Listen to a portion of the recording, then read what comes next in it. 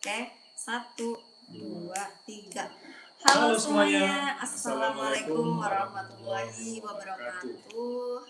Balik lagi di live hari Senin ini, di malam ini, di channelnya Do You Hear Me. Nah, masih seperti biasa, ada aku di sini Nisa dan aku Saya ditemani. Esa. Dan di sini kita bakalan seperti biasa ngebahas tentang cerita horor lagi. Nah, Oke, hari jadi, ini kita mau gimana baca cerita tuh? horor apa lagi nih? Oke, jadi hari ini kita tuh bakal ngebawain cerita horor yang mungkin sedikit menyayat hati nih teman-teman. Jadi terutama buat yang nonton gitu ya. Oke, berarti ini kita nggak cuma minta teman-teman buat matiin lampu ya, Iya, betul. tapi kalau bisa juga siapin tisu nih. Tisu, Buat betul jaga-jaga, sekali. siapa tahu ada yang netes. Ingus misalnya. Ya, itu salah satunya. Nah, kalau gitu langsung aja kita masuk ke ceritanya. Oke, jadi kita langsung masuk aja ke ceritanya gimana tuh. Jadi ceritanya gini. Cerita ini adalah tentang seorang perempuan yang kita panggil aja dia itu namanya Emmy. Oke. Nah, si Emmy itu mengalami kejadian yang paling mengerikan setelah si Emmy itu pulang kerja dari rumah sakit. Nah, jadi yang bikin seremnya tuh apa sih gitu? Yang jemput dia katanya itu adalah bukan manusia. Jadi sudah bukan manusia lagi nih. Iya, jadi yang jemput dia itu bukan manusia gitu. Ini sih udah ngeri dari awal ya namanya. Betul. Rumah sakit aja udah identik sama suasana yang agak serem ya teman-teman. Ya, betul. Bukan agak sih, sorry, serem ya. Serem. Apalagi kalau pulangnya tuh tengah malam ya, shiftnya. Aku aja kalau disuruh nunggu seharian atau sendirian ya di parkiran itu, aku loh ini cowok ya, sendirian terus di parkiran rumah sakit apalagi jam 12 malam itu udah nggak kuat sih. Minta cari teman atau nggak mungkin teleponan dulu lah. Biar ada temennya. Oke, nah kamu aja nggak kuat ya kan, kamu aja nggak berani gitu. Tapi waktu itu si Emmy, karena dia itu kan ya namanya rumah sakit pasti kan shifting ya kan. Nah kebetulannya dia itu dapat dinas yang malam, jadi dia tuh dapat shifting yang malam. Dia itu kerjanya di rumah sakit yang ada di Indramayu. Oke. Ya, jadi udah jadi kebiasaan nih. Suaminya itu tuh kayak jemput dia setiap malam karena Emmy itu emang nggak diizinin buat ngekos dekat tempat kerjanya dia. Padahal sebenarnya Emmy tuh kayak pengen gitu ya tinggal dekat rumah sakit supaya nggak capek lah bolak-balik gitu loh. Jadi karena nggak capek ngelaju gitu, jadi dia tuh kayak pengen gimana kalau aku ngekos aja boleh nggak gitu. Masuk akal sih, tapi kan perjalanan malam tuh emang rawan. Tapi sama Tapi suaminya sini nggak dibolehin. suaminya berarti memang sayang dong, sayang banget sampai rela dia jemput tengah malam tuh pulang pergi. Tapi kan di satu sisi kayak apa ya, bahaya gitu loh, karena kan malam, apalagi malam kan cenderung ya yang ditakutin sebenarnya bukan cuma manusia, bukan cuma setan aja, tapi manusianya juga. Iya betul. Nah biasanya suaminya itu tuh kayak selalu jemput si Emmy-nya itu tuh kayak tepat waktu. Jam 12 sudah di sana gitu. Jadi bahkan sebelum jam pulang pun kadang dia tuh udah di sana gitu loh. Nah, Emmy itu selesai dia jadi sebelum jamnya si Emmy itu pulang, si suaminya kan dari sana tuh. Nah, dia udah nongkrong duluan di parkiran rumah sakit biasanya suaminya. Tapi malam itu beda banget nih. Emmy nunggu si suaminya itu tuh lama banget. Kayak udah ditunggu. Dia kan pulang jam 12. Nah, ditunggu tuh hampir setengah jam. Gak datang-datang suaminya. Hampir 1 jam dia nunggu gak datang-datang tuh. Waduh. Nah, jam tuh udah hampir tengah malam gitu kan. Pasti ya udah jam berapa lah gitu kan.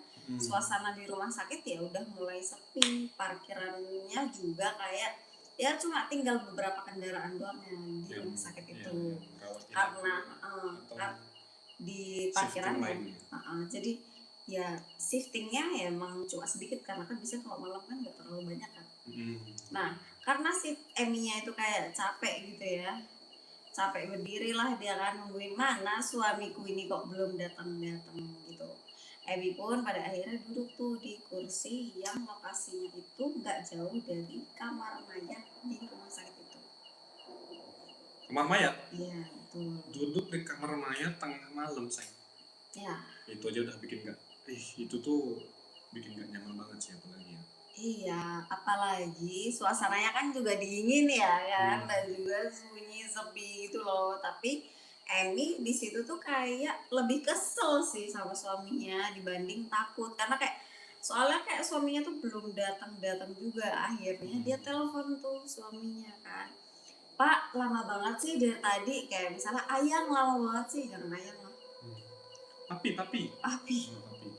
Mas aja ya, Mas lama banget sih dari tadi kemana, aku udah nungguin dari tadi loh ini.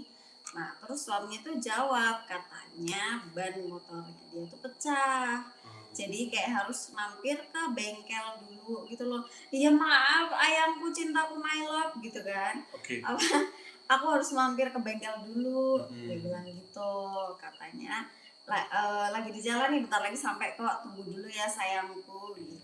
Tapi biasanya tuh ya, kalau orang udah nunggu lama terus dikasih alasan kayak gitu, pasti langsung kepikiran macam-macam nih si Emi ya. Benar. Langsung overthinking kan, negatif kan, positif. Sebenarnya kalau misalnya kita di posisi itu kayak aku nih, kayak harus nunggu lama gitu kan. Lama banget sih, kayak aku tuh udah capek, terus aku harus nunggu kayak gitu kan, ada rasa emosi juga gitu kan.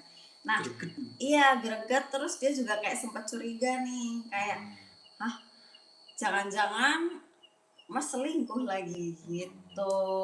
Terus tapi ya kayak cuma lewat doang lah di pikirannya gitu kan. Soalnya suaminya selama itu tuh emang bukan tipe yang aneh-aneh, jadi kayak apa ya, ya baik banget lah gitu.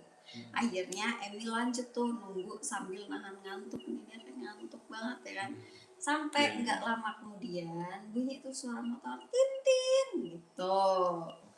Terdengar suara klakson dari seberang jalan di rumah sakit itu.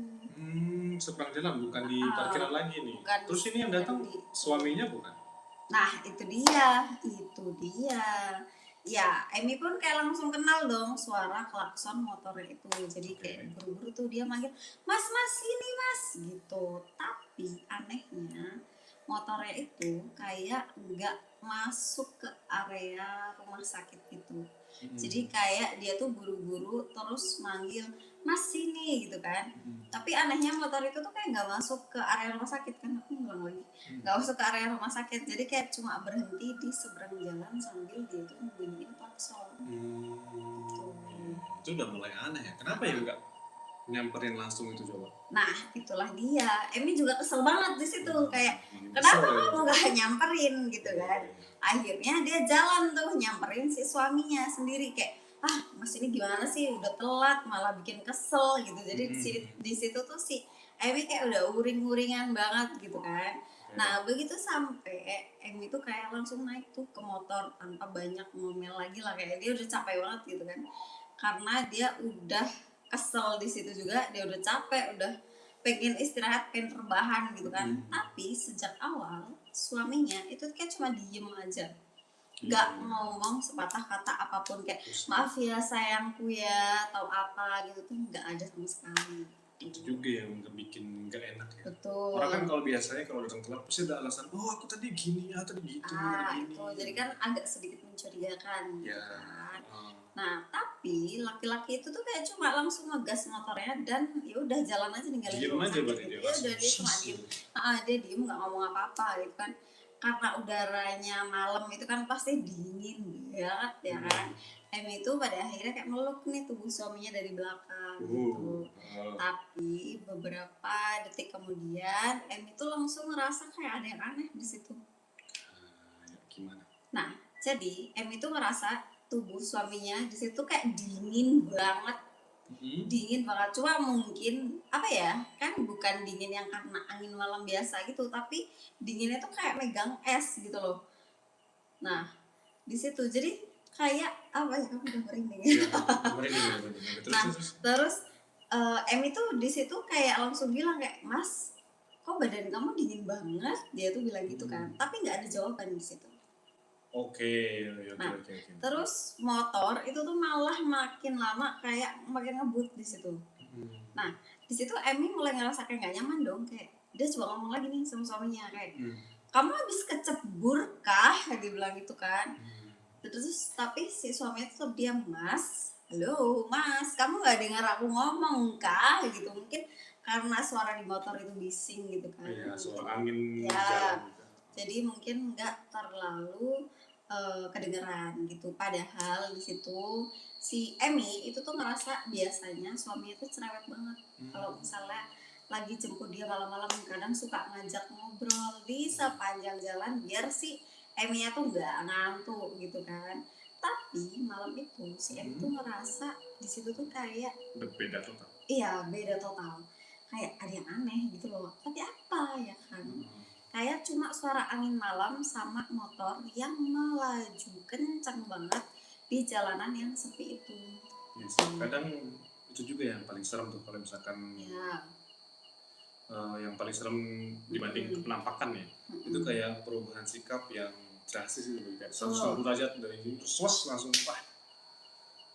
ngeri sih. Ada apakah gerangan gitu kan? Iya, nah, pada akhirnya kan apa ya, si M itu makin takut kan karena hawa dingin dari tubuh suaminya tuh makin nggak masuk akal gitu. Sampai tubuhnya si M di situ tuh kayak gemeteran banget gitu. Mas, pelan-pelan dong, si M-nya tuh bilang buat kayak pelan-pelan gitu. Tapi motor tuh kayak tetap ngebut di situ. Nah, terus perjalanan dari Indramayu ke Jatibarang itu tuh kayak lumayan jauh banget ya kan. Biasanya sekitar 1 jam lah kalau misalnya santai. Nah, dan pas perjalanan itu udah hampir setengah jalan, berarti kan ngebut banget ya kan. Nah, tiba-tiba suaminya itu tuh berhenti di pinggir jalan yang gelap banget. Dan di situ tuh kayak cuma ada pohon besar dan semak-semak tinggi. Nah, ngapain tuh berhenti cepat kayak gitu? Nah, itulah kan? Dia, entahlah. Nah, di situ pun M itu ngerasa bingung banget ya kan, kayak Mas, kenapa kamu berhenti di sini? Tapi lagi-lagi sama suaminya gak jawab, kayak greget dong dia, kayak apa sih ini suamiku nih, diajak ngobrol kok diem aja gitu kan. Suaminya pun kayak turun lah dari motor, terus jalan menuju ke pohon besar itu. Jadi kalau jadi si Emi mungkin kamu bakalan kabur gak kira-kira? Kalau udah kondisinya kayak gini. Tapi ya nggak kabur nggak sih, karena kan itu aku tahu kalau itu misalnya itu suami, maksudnya dia tahu kalau itu tuh suaminya dia gitu loh. Iya, tapi kan ini aneh ini, mulai dari diajak ngobrol nggak nyaut, suhu tubuhnya dingin kayak es. Tapi kan di situ kita nggak pikirin gimana sih sebenarnya, maksudnya yang kita pikirin kenapa suaminya kayak gitu loh. Oh iya. Iya kan? Pikiran cewek mesti gitu ya? Iya, jadi yang dipikirin Emmy ya pasti kenapa suaminya kayak gitu kan. Nah, tapi waktu itu Emmy tuh masih mikir kayak suaminya tuh mungkin lagi bercanda kali ya, atau mungkin mau buang air kecil lah ya kan. Masih positif thinking tuh dia di sana. Tapi makin lama tingkahnya itu tuh makin aneh. Jadi si cowok ini atau si suaminya Emmy itu kayak dia tuh berdiri diem di depan semak-semak. Dia tuh nggak bergerak, nggak ngomong apa-apa, kayak cuma berdiri aja gitu ngebelakangin si Emmy. Nah di situ Emmy pun kayak bulu kuduknya mulai berdiri dong, karena dia di situ dia udah capek ya kan, dia pulang kerja dia capek, dia pengen rebahan, dia kayak kenapa suamiku jadi kayak gini gitu kan. Terus dia cuma bilang kayak Mas ayo pulang, dia bilang. Terus suaminya tuh kayak perlahan ngelambein tangan buat nyuruh Emmy-nya tuh mendekat, jadi kayak gitu kali ya. Waduh, ini udah bikin serem ini. Karena kalau misalkan orang dipanggil ke tempat gelap itu ya otomatis takut lah ya. Iyalah anjir, kalau aku jadi Emmy juga kayak kenapa sih gitu kan. Amit-amit jangan sampai. Nah terus Emmy tuh juga sebenarnya di situ takut banget ya kan. Tapi karena dia tuh juga penasaran, akhirnya tuh dia turun tuh dan jalan mendekat sambil nyibakin semak-semak tinggi yang ada di sana. Jadi posisinya si M itu kan masih di motor ya kan. Terus dia turun lah, dia ngeliat suaminya kayak gitu. Semakin dekat, hawa dingin di sana tuh kayak semakin menjadi-jadi gitu, kayak makin dingin gitu loh. Sampai pada akhirnya matanya Emmy itu tuh melihat ada seseorang yang tergeletak, terlungkup gitu ya. Jadi kayak gini kali ya, di bawah pohon. Gitu. Jangan bilang Jangan bilang, jangan bilang. Aku merinding. Aku juga lagi. Aku lebih kesedih sih kayak. Aku merinding. Nah, jadi terus kemudian lalu tubuh orang itu tuh penuh sama luka. Jadi bajunya itu tuh juga udah berlumuran darah. Di situ Emi pun langsung panik dong. Naluri medisnya otomatis keluar tuh karena kan dia nakes ya kan. Dia kerja, ya maksudnya dia kerja di rumah sakit gitu kan. Dia minta bantuan buat minta bantuan suaminya. Mas bantu ibu angkat gitu, Mas bantu aku angkat gitu kali ya. Tapi suaminya tetap diam di situ. Nah terus akhirnya si Emi itu tuh berusaha buat ngebalikin badan si lelaki itu sendirian. Dan pas tubuh itu berhasil dibalik sama si Emi, Emi di situ makin shock dong, kaget dong dia. Seluruh badan laki-laki itu penuh sama luka bacokan. Helmnya tuh masih kepasang di situ. Tapi kayak udah ada banyak bekas bacokan gitu loh. Ya gila sih sudah. Banyak seremnya kayak gimana. Nah terus gak cuma sampai di situ aja. Tapi dengan tangan yang masih gemeteran, si Emi itu tuh buka helmnya itu kayak perlahan gitu kan. Dan detik itu juga rasanya dunianya si Emi itu kayak berhenti gitu. Jadi kayak udah ya udah wes nggak tahu gitu kan. Iya, karena ternyata wajah lelaki yang ada di depannya itu adalah ternyata suaminya sendiri gitu.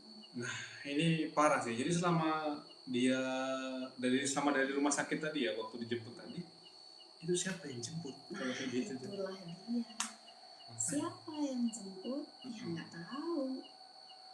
Emi pun di situ kayak langsung lemes dong, otaknya udah kayak nggak bisa nerima kenyataan itu ya kan. Dan saat dia itu masih shock, tiba-tiba kedengeran tuh suara suaminya dia dari belakang. Dia tuh bilang, ini sedih sih. Iya beneran dia merinding. Ini sedih sih. Terus si bapak. Si suaminya itu bilang kok malah ketawa? Nggak ketawa. Jadi si suaminya tuh bilang, anjir apa nangis. Si suaminya tuh bilang kayak gimana ya bilangnya, dek kali ya. Dek atau inilah panggilan yang sayang orang udah bayi biasanya teteh. Teteh kalau dek enggak ya, enggak gitu. Dek tadi nangis dia. Sedih sih. Sabar.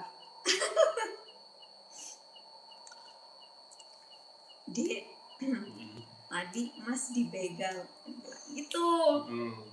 Terus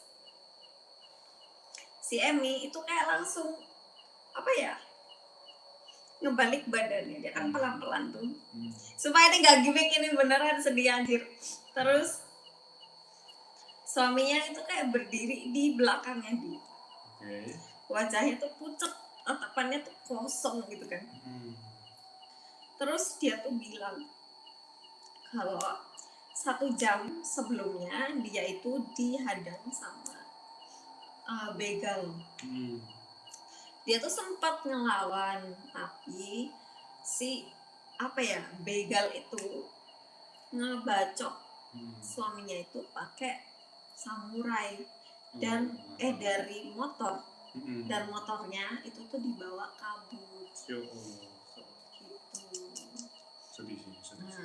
Sedih sih. Supaya ini gak gimmick ya teman-teman, anjir. Sialan. Language. Astagfirullah, maaf. Language. Terus dan setelah si suami yang ngomong kayak gitu, sosok suaminya itu kayak perlahan menghilang bersama motor yang tadi itu dipakai buat jemput si Emi. Jadi kayak ya udah lenyap gitu aja gitu loh, kayak di tengah gelapnya malam. Yang Emmy ke situ pun naik apa gimana coba? Iya. Gimana penjelasan logikanya gitu loh. Tahu, tapi ini asli sedih banget. Iya. Bukan cuman serem ya. Tapi bayangin aja tuh kalau misalkan bahkan setelah meninggal si sang suami itu masih tetap nepatin janjinya buat jemput dia untuk pulang. Makanya itu yang bikin kenapa cerita ini tuh kayak nyesek banget. Maksudnya aku udah jadi istri dan ya aku pengennya suamiku umurnya panjang lah gitu kan. Terus jadi kayak bukan sekedar cerita hantu biasa aja, kayak ada rasa sayang dan juga tanggung jawab yang masih dibawa bahkan setelah suaminya itu kayak meninggal gitu loh.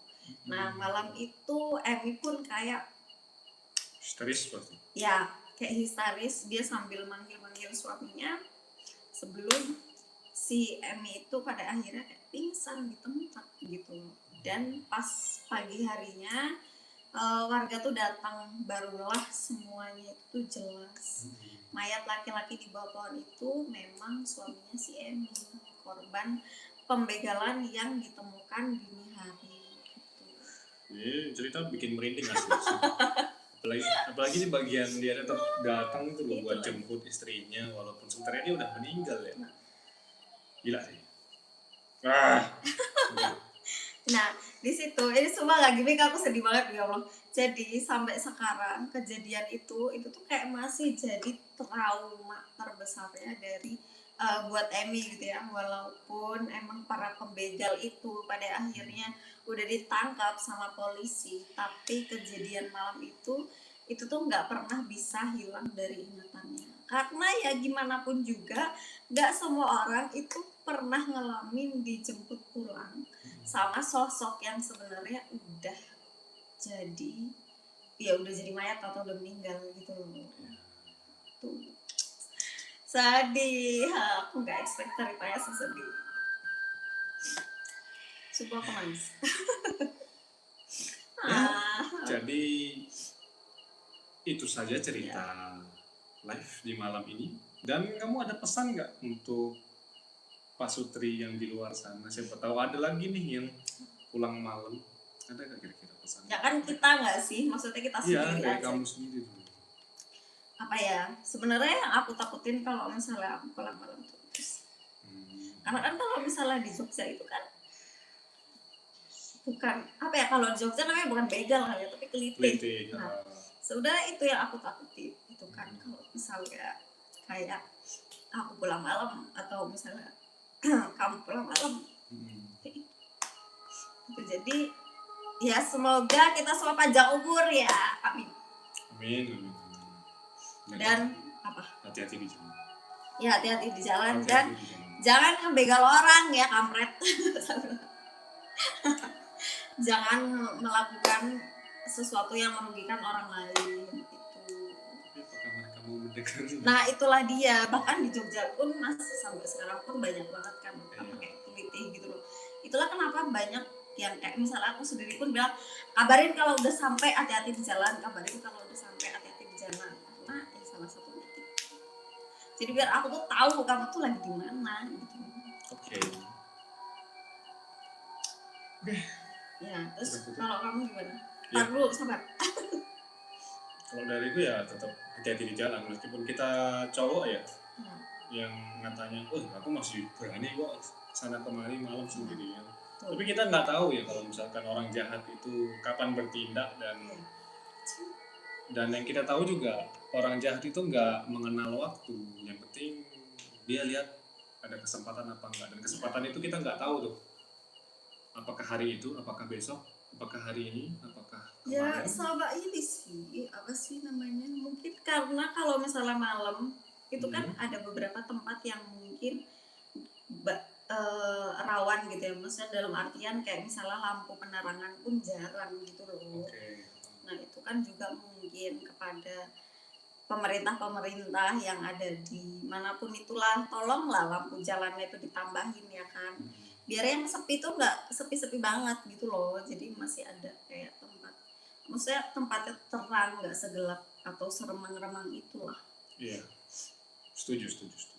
Gitu. tuh. Sama kalau bisa jangan ngelakuin hal-hal kelitih kayak gitu tuh juga buat apa sih sebenarnya. Ya kalau Jogja ya, kalau di tempat lain ya mungkin kayak namanya begal kali ya. Kalau Jogja tuh lebih ke kelitih sih. Itu sih yang bikin serem sebenarnya. Iya. Ya itu dulu untuk cerita hari ini. Jujur aku sedih banget.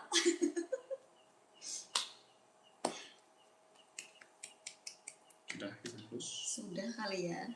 Oke. Ya, jadi sampai jumpa lagi di minggu depan, di hari Senin juga, malam Senin. Ya. Senin malam. Senin malam. Nah, kalau misalkan kalian punya cerita yang horor dan pengen kita bawain ceritanya, langsung aja kirim ke ini podcast ini podcast 00@gmail.com. Ya, di ini podcast 00@gmail.com. Kirim aja langsung ke situ, atau mungkin nanti kan video ini akan kita upload juga, bisa komen di situ dan kita sertain juga emailnya dan kontaknya lainnya.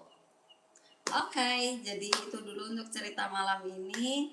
Agak sedikit menyayat hati, tapi ya kita semoga selalu dijauhkan dari hal-hal mara bahaya dimanapun kita berada ya kan. Iya. Panjang umur dan sehat selalu untuk semuanya. Jadi ya udah kita tutup aja.